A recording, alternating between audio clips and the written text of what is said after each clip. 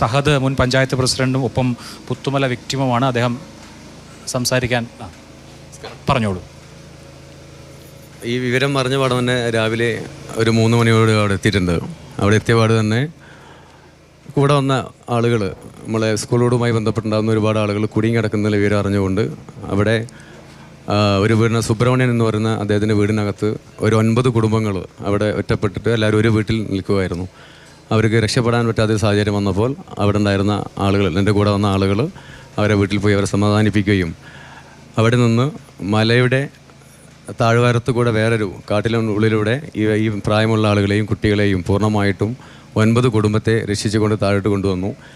അത് കഴിഞ്ഞോടുകൂടി ഒരു 7 മണി കഴിഞ്ഞപ്പോഴേക്കും അവിടെ ഉണ്ടാകുന്ന ഒരു വൈകാരികമായിട്ടൊരു വിഷയം വന്നു. അവിടെ ഉണ്ടാകുന്ന ചെറുപ്പക്കാരുടെ അച്ഛൻ അമ്മ ഉൾപ്പെടെയുള്ള ഭാര്യമാരുൾപ്പെടെയുള്ള ആളുകൾ മുണ്ടക്കയുടെ മേൽഭാഗം കുടുങ്ങിയിട്ടുണ്ട്, കൈ പൊട്ടിയിട്ടുണ്ട്, കാല് പൊട്ടിയിട്ടുണ്ട്, തല പൊട്ടി, അങ്ങനെ വ്യത്യസ്ത പരിക്കുകളോടുകൂടി അവർ മക്കളെ വിളിച്ചു. ഈ വിഷയം പറഞ്ഞപ്പോൾ അവിടെ ഉണ്ടായിരുന്ന അവരുടെ മക്കൾ പൂർണ്ണമായിട്ടൊരു വൈകാരിക വിഷയം വന്നപ്പോൾ മറ്റു ഉദ്യോഗസ്ഥന്മാരും നോക്കാതെ ഞങ്ങൾ സ്വമേധ അവിടെ എത്തിക്കോളാം എന്നുള്ളൊരു മനോഭാവത്തോടു കൂടി അവർ പോകുന്ന സമയത്ത് ഞാൻ അവരെ കാണുകയും അപ്പോൾ എന്നോട് ഈ വിഷയം ഷെയർ ചെയ്തു. അതിൻ്റെ ഭാഗമായി അവരുടെ കൂടെ ഞാനും ഒരംഗമായിട്ട് വളരെ റിസ്ക് എടുത്തുകൊണ്ടാണ് ഞങ്ങൾ ആ ഒരു പുഴ, ആ ഒരു കുത്തിയൊലിക്കുന്ന സമയത്ത് പോലും NDRFും സൈന്യം ഉൾപ്പെടെയുള്ള ആളുകൾ കടക്കാൻ പോലും മടിച്ചു നിന്ന സമയത്ത് ഞങ്ങൾ കയറ് കെട്ടി വടം വെട്ടി കഴുങ്ങ് തള്ളിയിട്ടു.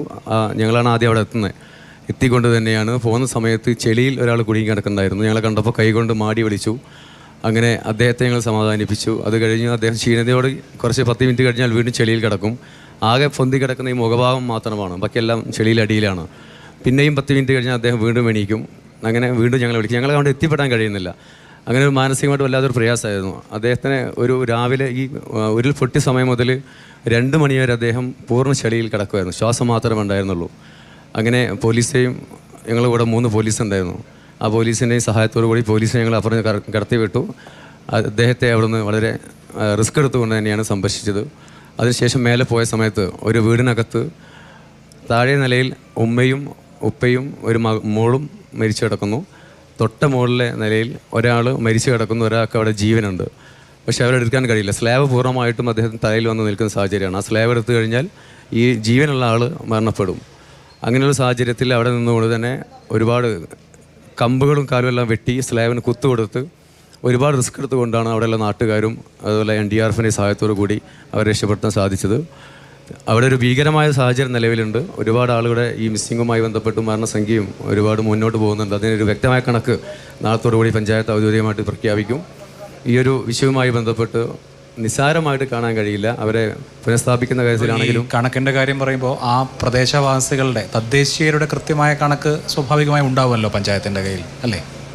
ഇന്ന് അതിൻ്റെ ഒരു ഔദ്യോഗിക കമ്മിറ്റി, പഴയ മെമ്പർമാരും പുതിയ മെമ്പർമാരും, പഴയ പ്രസിഡൻറ്റും പുതിയ പ്രസിഡൻറ്റ്, ആശാ വർക്കർമാർ, അംഗനവാടി ടീച്ചേഴ്സ്, അതുപോലെ അവിടെ ഉണ്ടാകുന്ന ജീവിച്ചിരിക്കുന്ന ആളുകളെല്ലാം ചേർന്നുകൊണ്ട് രാവിലെ 10 മണി മുതൽ വൈകിട്ട് 5 മണി വരെ ഞങ്ങൾ കമ്മിറ്റി ഇരിക്കുകയായിരുന്നു. അതിൻ്റെ ഭാഗമായിട്ടൊരു കണക്ക് തയ്യാറാക്കിയിട്ടുണ്ട്. അതിപ്പോൾ ഷോർട്ട് ചെയ്തുകൊണ്ടിരിക്കുകയാണ്. നമ്മളെ ജില്ലാ സബ് കളക്ടർ ഉൾപ്പെടെയുള്ള ആളുകൾ ഇപ്പോഴും പഞ്ചായത്തിനകത്തുണ്ട്. അതിൻ്റെ ഔദ്യോഗിക കണക്കെന്ന് വെച്ചാൽ ഈ നമുക്ക് പൂർണ്ണമായിട്ട് പറയാൻ പറ്റാത്തത് ഈ അന്യ സംസ്ഥാന തൊഴിലാളികളുടെ കണക്ക് ഇപ്പോഴും വ്യക്തമല്ല. ചില മേഖലക്കകത്ത് പൂർണ്ണമായിട്ട് നിയമപരമായിട്ട് 10-30 തൊഴിലാളികൾ കൊടുത്താൽ അത് പോലീസ് സ്റ്റേഷനിൽ രജിസ്റ്റർ ചെയ്യുന്നത്. ചില തോട്ടം തൊഴിലാളികൾ അത് നീന്നില്ല, രജിസ്റ്റർ ചെയ്യുന്നില്ല, ചോദിച്ചാൽ കണക്കില്ല. അപ്പോൾ ഇപ്പോൾ അങ്ങനെയുള്ളൊരു അവ്യക്തത സ്വാഭാവികമായിട്ടുണ്ട്. പിന്നെ ഇത്രയും ഏരിയക്കകത്ത് വിരുന്നേര് വരാം, മറ്റു ജില്ലയിൽ നിന്നോ മറ്റു സ്ഥലത്തു നിന്നോ വാർഡിൽ നിന്നൊക്കെ ആളുകൾ വരാം. അവരെത്ര പേരിലെന്ന് അറിയാൻ സാധിക്കില്ല. അങ്ങനെ ഉണ്ടാകുന്ന അവ്യക്തതയുടെ ഭാഗമായിട്ട് മാത്രമാണ് മാറിയിരിക്കുന്നത്. ഹോം സ്റ്റേ റിസോർട്ടുകൾ ഒരുപാടുണ്ട്, പൂർണ്ണമായിട്ട് പോയിട്ടുണ്ട്. അവരെല്ലാം കോഴിക്കോടും കണ്ണൂരും ഉൾപ്പെടെയുള്ള ഭാഗത്തുനിന്ന് ജോലിക്ക് വരുന്ന ആളുകളാണ്. അവരൊരു പൂർണ്ണ കണക്ക് പോലും കിട്ടാത്തതിൻ്റെ ഭാഗമായിട്ടാണ് ഔദ്യോഗിക കണക്ക് പ്രഖ്യാപിക്കാൻ പറ്റാത്തത്. തീർച്ചയായും.